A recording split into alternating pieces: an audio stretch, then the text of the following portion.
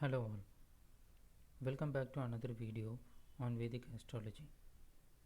Today in this video we will see about the concept of Karako Bhavanashya, which is also referred as Karako Bhavanasti.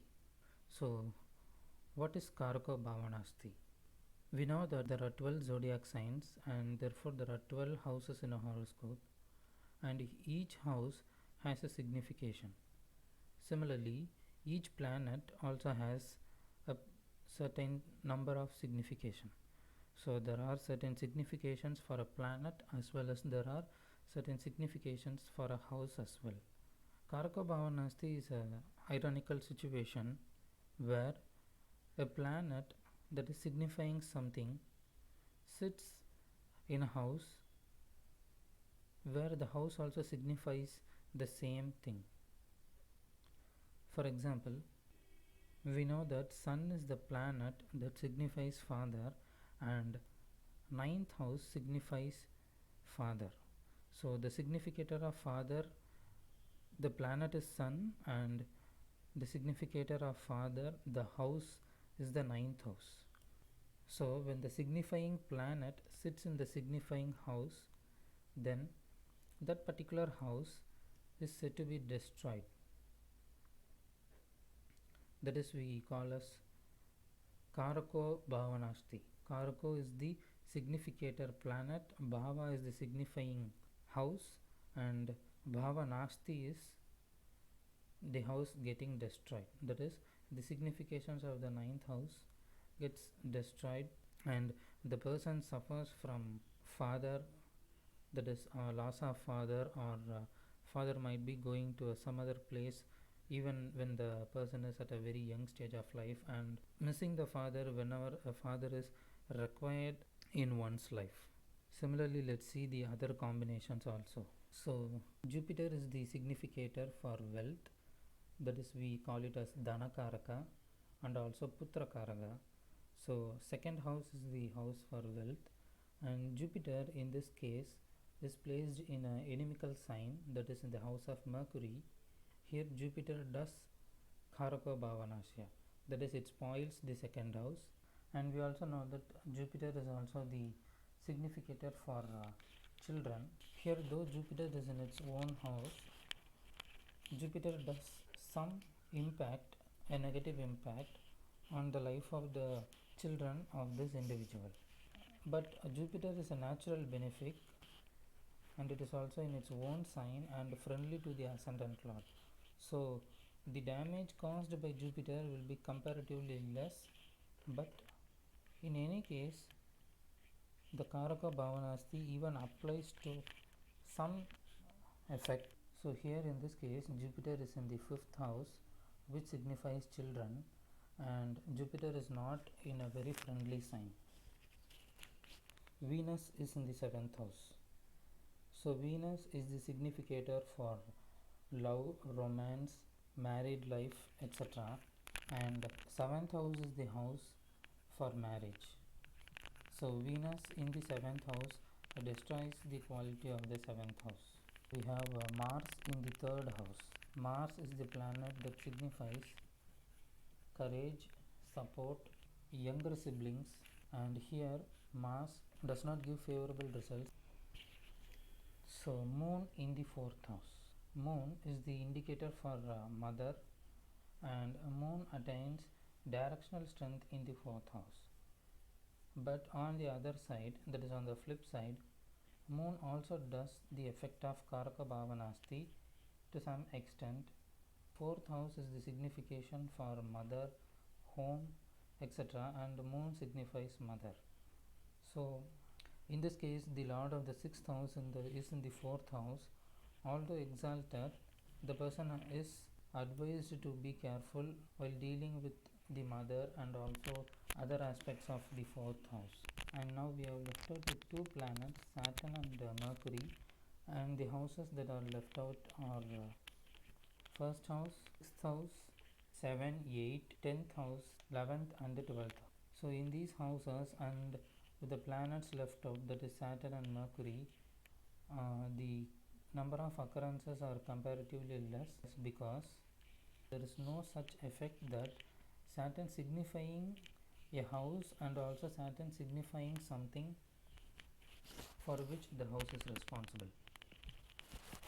The same case applies to Mercury also. So now let's see exceptions for Karaka Bhavanasti. Now let's take the same condition, the ninth house significator Sun present in the ninth house. So now let's say that if a functional benefic, that is planet like Jupiter, is present with Sun, then the effect of Karaka Bhavanasti in the ninth house reduces. Even in this case, only Jupiter has attained some part of Karaka Bhavanasti, and here Jupiter is aspecting the Sun by its fifth house aspect. So the Karaka Bhavanasti is much more reduced. Even a presence of a functional malefic, that is for Leo ascendant, Venus is a functional malefic. But here Venus tries to heal Sun much, thereby reducing the effect of Karaka Bhavanasti.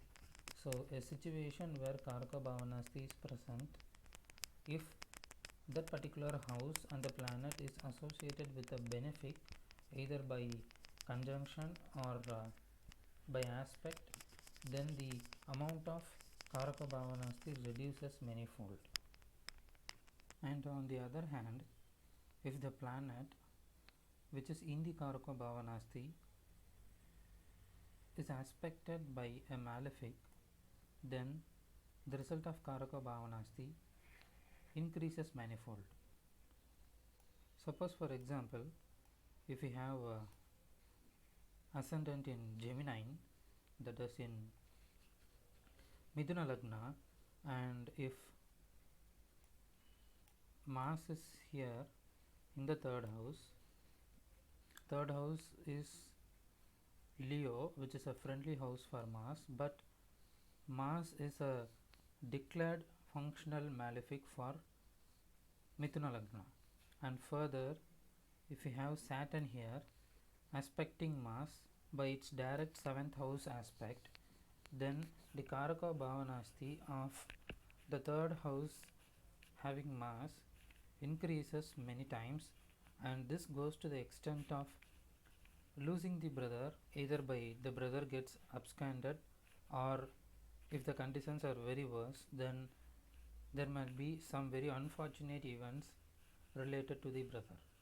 There are actually 9 planets and 12 houses in astrology, as we all know. Does it mean that a Karaka Bhavanasti happens every time and also at many significations? So the question is that does Karaka Bhavanasti is a very frequently occurring event in most of the people in the world? The answer is actually no, because Karaka Bhavanasti also decreases when there is a planet in the same house. That is, though Mars and Mercury don't get along well, we can say that this Karaka Bhavanasti does not exist, because astrology is a mixture of combinations, and in the previous case we had Saturn aspecting Mars, but here Mercury is the Lagna Lord itself and it is not as malefic as Saturn, and this reduces the tendency of Karaka Bhavanasti in the third house. If there are other planets that is present in the house along with the planet that is causing the Karaka Bhavanasti, then the Karaka Bhavanasti does not exist. Even in this case, Jupiter is said to consider Karaka Bhavanasti in the 5th house, but if you have a planet like Venus, we can come to a conclusion that there is no Karaka Bhavanasti.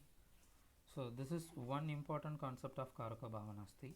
The other aspect that where Karaka Bhavanasti does not happen is when two planets attain Parivartana. Here in this case, Saturn is aspecting Venus. Venus is already debilitated. Venus is also a very strong natural malefic for people, those who are born in Meena Lagna, that is Pisces ascendant, and moreover Saturn from the first house is directly aspecting Venus here. But the Karaka Bhavanasti at this point is very less, because there is a parivartana between Mercury and Venus. Venus is in the house of Mercury and Mercury is in the house of Venus. And one more important concept is the manifestation of Karaka Bhavanasti comes only during the Dasha period. That is, this person might go to the extent of losing his wife because of the presence of Venus in the 7th house, and let's consider the earlier presence of Mercury is not here. Let's consider Mercury is here, like in the 6th house. So this person might lose spouse, but if the person is not going to come across his Venus dasha, then he will not lose his wife. So we have come to the end of this video. If you have any doubts, leave it in the comment section. I will answer them for you whenever I find time. Thank you.